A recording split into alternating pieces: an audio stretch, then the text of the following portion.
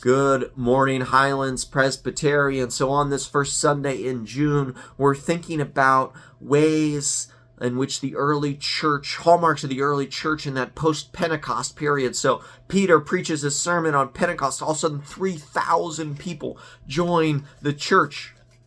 And then it continues to grow. And we're told that the church was devoted not only to teaching, but to prayer, to breaking bread together, to fellowship.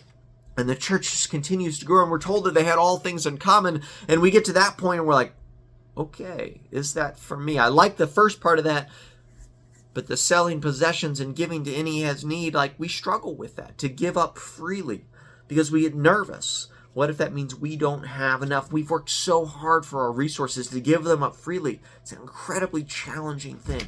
But the early church was rooted in this concept that goes all the way back to Exodus.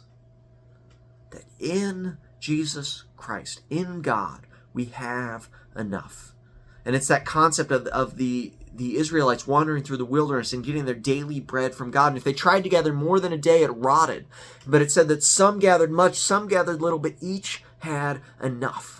God gave them enough to meet their needs. And the early church in that post-Pentecost period is living into that, to make sure that each had enough. And they had this incredible amount of trust in God, working directly through the Holy Spirit, indirectly through the community, that they'll have enough, that they're satisfied in the provision of God. And that concept so radically changed their hearts and minds that they were willing to freely give to one another, to sell possessions.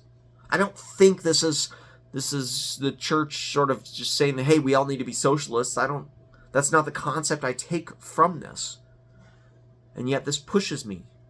And I resist against it because I do it out of fear of what if that means I don't have enough?